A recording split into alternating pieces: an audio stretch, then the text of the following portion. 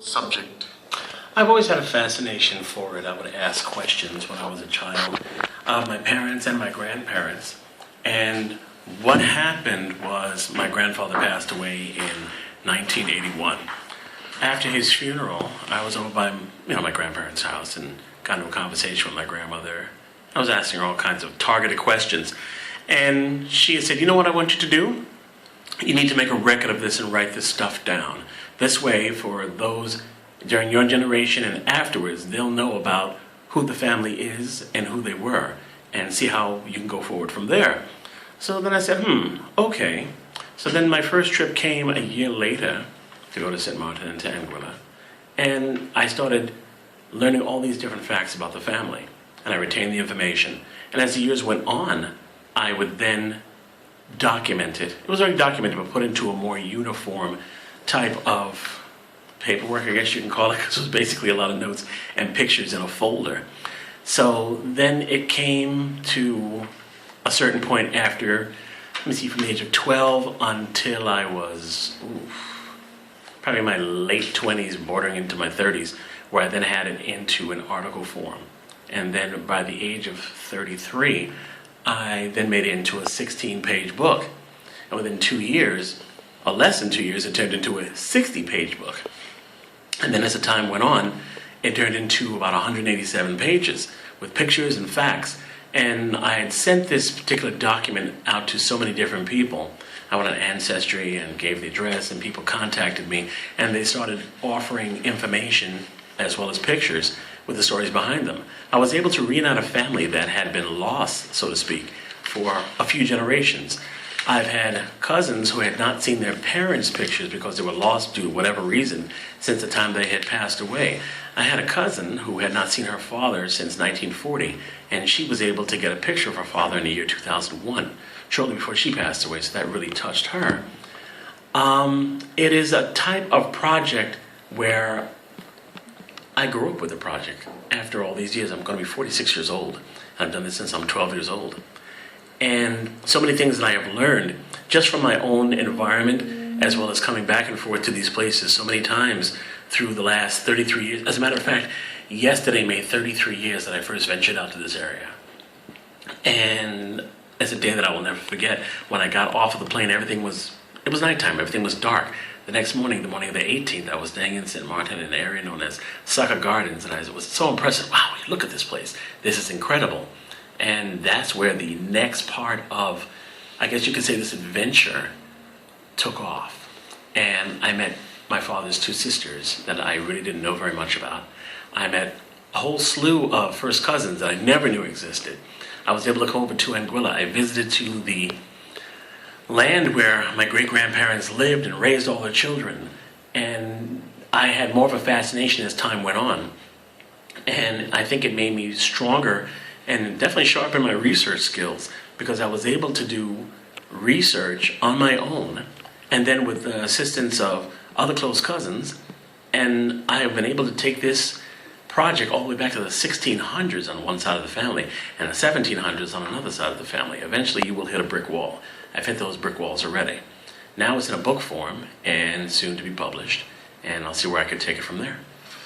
Okay, so it's been a fascination from even before you became a teenager, just about your preteen years, and so you've been writing about this, and fortunately, let me say that because you know, we are fortunate that we live in this age where a lot of information flows and information is available and can be, can go from country to country. So fortunately, you have found other persons and other persons have found you. Yes. And they have been able to exchange and interchange ideas. Now, at what point did this begin to take a book form? Well, I started, let me see, in 2001 it became a 16-page book. Basically had the most poignant facts, pictures, and little stories that went along with it. Then as time went on, as I acquired more information and pictures, it just happened to grow. was able to pinpoint certain facts and have the records to back them up. And in these last 3 years, that's when it really took the shape of, hey, this is an actual book. I can actually do something with this. At that point, over 200 copies had gone out, at least by internet, and also including copies that I, photocopied myself or printed out rather, and they were dispersed along. And I know, well, other than myself, there are some other people who have all the different versions of the book, and they saw how it was able to grow and how facts were able to be pinpointed where it went a totally different direction than what we thought. Okay. Because of the internet, you were able to put this online. You called it at the time a family log. Mm-hmm. And there will be those who will be interested in your family log because your family will be their families as well. Yes. And then there will be others who would not necessarily be interested in your family log, but they may look at it and say, okay, well, here was something that this guy is doing. Perhaps I could do something like that myself. It has inspired a lot of people. Copies that I gave to people who were not related, they were so impressed with it and they started to do their own research. This has been inducted into 5 museums already. And the most recent one was in St. Martin back about 4 months ago. And I was so proud because you have a conversation with a 12-year-old, you tell them to do something. Are they really going to do it? 9 times out of 10, no. I was at one time that it was actually done and what it grew into. I like to think that my grandparents, all 4, are shining on me. And all right, let me put it this way. In my parents' home in Inverness, Florida, there's a room that has all different family pictures that from my generation and their parents and their grandparents and so forth. That's my favorite room in the house because when I go in there, it reminds me of who I am and where I came from. And at the same time, I like to look at it as, without these people, of course, I wouldn't be here biologically, but also the road that they took in order to get to where they are helped to build me, sort of like I'm standing on the backs of my forefathers to get to where I am today. And I try to instill this in my children as well. Paula has been extremely, and I mean extremely, a wonderful support on this, where when we go on these little trips, she kind of does the grave hopping with me, as well as meeting very interesting people who are connected to me in whatever fashion. And she's has been a great encouragement. Okay, but before you go any further, tell us what you mean by grave hopping.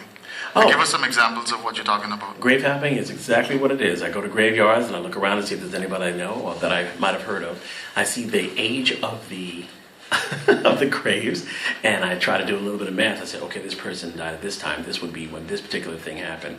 And most of the time, these people are related to me somehow.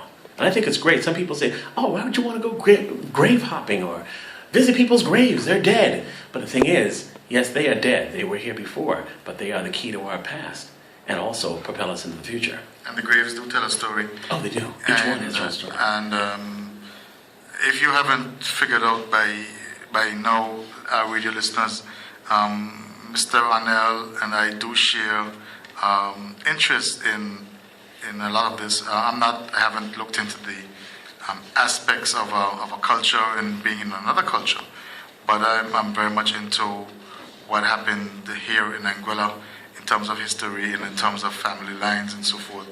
And so today, I'm on holiday, so Mr. Arnell and I went not very much grave hopping. We went to one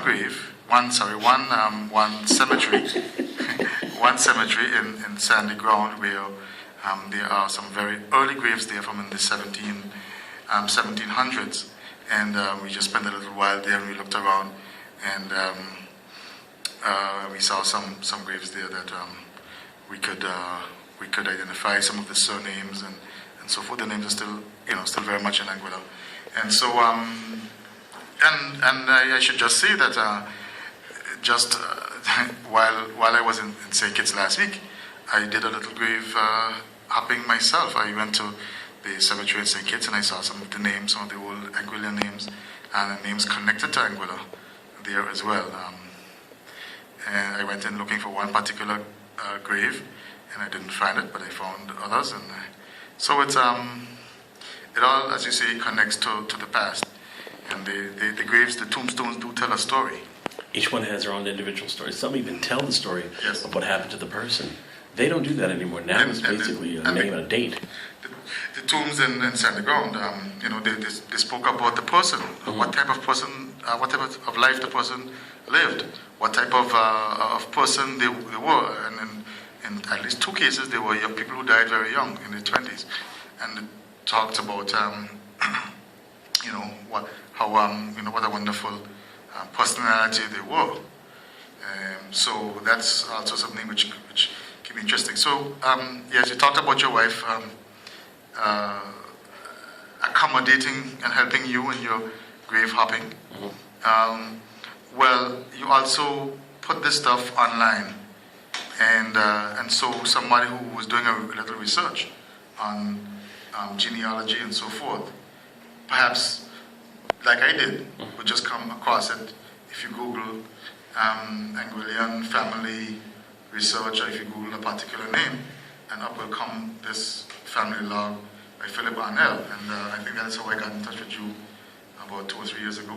Right, and what was the great, fantastic thing that came of that, Tim? Well, where we discovered that we have at least one mutual ancestor. We have more than one mutual ancestor. We are cousins. We're bros. Well, yes, but we couldn't be cousins if we didn't have a mutual ancestor. So that's what we discovered. In fact, your book, because of course you did it from your family, so you looked into your family line, right? And I was looking into my family line, and you didn't know anything about me, so you wouldn't say, well, I'm family to this guy in Anguilla, but you said who your family is, right? And in my research, one day I said, but this name here, who is my mother's great-grandmother, I said, I've seen that name somewhere before, and I didn't know where. And I said, it just hit me that I saw that name in Philip's book, and it wasn't even, like Timothy Hodge. It was Timothy, and then went on, and then maybe on the next line, the son of Walter Hodge. So you'd have to connect it that this was Timothy Hodge. Right. And that's how, because you had Joanna, you had Margaret, Johanna. Margaret and her children and her sister Joanna. And I said, but that name Joanna, Joanna isn't that, popular a name. It's and then Joanna. And I said, but this must be the same person. I went back and I went back and I went back, and I couldn't even remember where exactly I found it, where it was in your log. And then I found it, and I said, well, okay, if Margaret is your, great grandmother or great grandmother, whatever, Great grandmother, and Joanna is mine, and they were sisters, then their mother or their father had to be the same, that common ancestor. right? And I think we've discovered who that mother was. I think she was a Sarah Hazel Lake. Her nickname was Sadie. And we don't know, where exactly all these names came from, because she was also Hodge Lake Hazel or something like that. Right. How it is, Sarah Hazel Lake. Her mother was a Lake, and her father, from the records that were given to me, her father was a Hazel who was from St. Croix. And Margaret Eliza Hodge, her father was an Englishman who was from Anguilla. Yeah. So and now comes Diaspora. Now comes in St. Croix, right? Because these family records come out of St. Croix, Anguillians who settled in St. Croix, and this brought out so much richness to me, because what you realize is that yes, you're Anguillian, but the Anguillians moved about so much. They moved to St. Martin, they were in St. Croix, they were in St. Kitts, they were in St. Damas, they were in Tortola. They moved as far as Guyana. They moved to Guyana, they were all over the place. So there's a very rich history, and you don't just pick up a name, but when the name comes, there's a story attached to it, at least one story attached to it. And that's what makes it so very interesting. Right. So Philip, I don't remember at that point who contacted who. It was me who contacted you because I saw you on Facebook, and I looked at you and I said, this guy's my family. I called, but I was right. I have a knack for this, Tim. I saw you and I contacted you and you gave me your number. And I know I must have sounded like a complete nut when I called you because I was so excited to actually talk to you. And you had your doubts. And so I said, trust me, Tim, I am who I am. Well, you see, the thing is that in this world of genealogy, you've got to operate from a position of doubt, Of course, yeah. And that takes you to, and you learn that in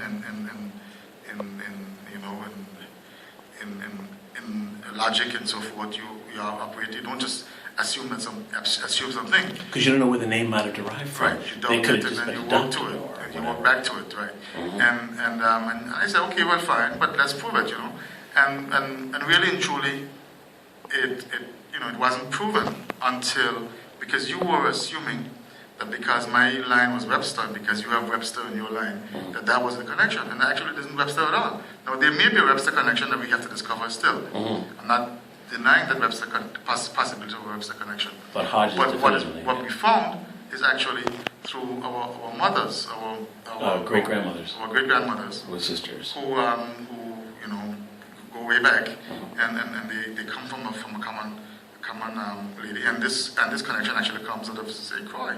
Anguillian, maybe born in Anguilla.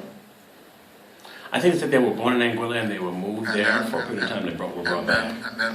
And then there's a child, and there's a 4-year-old child who's in St. Croix, and we don't know whether or not the child was born in St. Croix or born in Anguilla. Right. Because in those days, as I said, first of all, the people moved about a lot, and then the records were not really documented the way that they should have been. And the state records only began to be kept in 1883 in Anguilla. And before that, you depended a lot on baptismal records and other records. And a lot of these records don't, we don't have them. They were not recorded at the same time of the actual happening. You could have someone who was born in 1900 and they were baptized at that same time, but they might not have been recorded until 4 or 5, even 10 years later. And you may have had somebody who got baptized in 1890, but they were 40 years old when they got baptized. Right. Because they were probably born a slave, or they were born the child of a slave, and they had never been baptized into the Christian church. Right. And so forth. So this is it's a detective work and a lot of research and it's hard work has to go into it. And so at first I told you, well, let's see. I mean, there are other persons who say, well, Tim, we got to be family. And I said, okay, well, just show me how. Let's find out how. And they have not been able to do it. Right. Not saying that there's anything wrong with this belief or this, you could say a gut feeling, or you could say, well, I know that our parents used to say that they were cousins, our grandparents used to say they were cousins. A lot of times, and it's probably true. Yeah, it could be. Also, it might not be true. Close family close friends who behave like family. So then, all of a sudden, you have all this family that are not actually of your bloodline. Yes, and so but we have discovered, and actually, I think we've helped each other because you helped me to find. I found the name, but then who is this person related to? And now that I know the name, I said I've seen that name somewhere before. Right. And it was in your family log. And this came from families saying that this person had come from St. Croix, and that was her name. So that actually is another way of getting history, not just family history, not just from the records, because the records are sparse, sometimes they're wrong, sometimes they just do not exist. Right. Also from passed down. And this is where the diaspora becomes so important, as it were, and in your case, your grandmother telling you stories and saying, write it down. Right. A lot of people have had great stories. Every day I talk to somebody and they said, I asked them a question and they said, I knew that. My grandfather told me that, but I never recorded it, and now I don't remember it. Right. And I wish I had written it down. But he told me this. He used to tell us these things, and now they're gone. For me, I think the greatest gift that you can give to your family, to your children, is the knowledge of who they are. Paul and I, we have 6 children, and all of them have seen this book in one state or another state in the years that I have been putting it together. And they retain the information, and that's the best part, because these children range from the age of 15 all the way down to soon to be 4. Right, the 4-year-old doesn't seem to have a grasp on it, but the 5-year-old does. And he'll ask all kinds of questions. Whoever I'm on the phone with, is that my cousin? 9 times out of 10, it is. But the fact that his name is Timothy as well, he recognizes family at an early age. All the other ones do as well, and that makes me feel pretty good. Yeah, and there's also this question of extended family. Mm-hmm. You know, I was telling my wife the other day, I went to the supermarket, and this girl came up to me and she said, Uncle Tim, you know, and whatever else. And then another girl was with her when I turned away. She said, that's your uncle? And she said, yes, that's my uncle. Now, there is no blood relationship at all. Mm-hmm. But she has been brought up to say, as a line of respect. As a line of respect or whatever. And she may be at this age, maybe genuinely believes that I am her uncle. How old she was? All her life. Yes. But the thing is, and that's the way I was brought up. Mm-hmm. I mean, everybody was uncle to me. I can start calling uncles now, I'm not going to finish, or aunts. Right. You know, there was Uncle Fred and Uncle John, and, you know, all these people. I mean, they were just, you know, everybody was uncle. Everybody you met was We uncle. did that when we were younger. There was and we used to like respect. neighbors, but for some reason, when it came to cousins, it was you had the title and then cousin Ralph, cousin George, or cousin Abigail, whoever they are. And then as you get older, you still have that line of respect, but you don't usually carry cousin. Only certain areas of the family where they still do that. There are some traditions that are enhanced upon, some traditions that are totally abandoned, and then some traditions that are like one moment they're here and the next moment they're not, and then they go back and forth. Yeah, well, we never used the word cousin. I mean, we knew who our cousins were, but once the person was older than you, right? You know, you call him uncle. I actually had a cousin we called uncle because he was that much older than us. In fact, he just died a couple of weeks ago. But we used to call him Uncle Lindu. I mean, People Lindu, which was again a form of respect, right? Because he was older than you were, and so. Like I said, we had all these uncles and aunts, Uncle Charlie. I mean, I can go on and on and on. Everybody, because that's the way our parents brought us up to respect the older person. Right.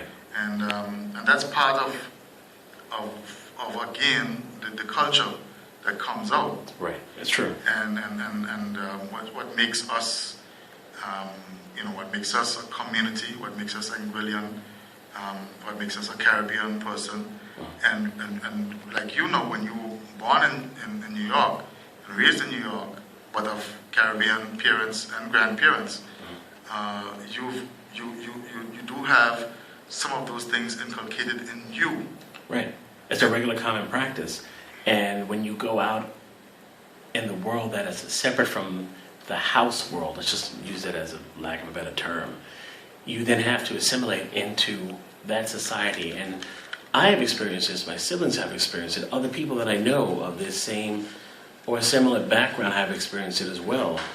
Though you are exposed to, let's say, American pop culture and people do this or people do that in their house, it is still somewhat foreign to you.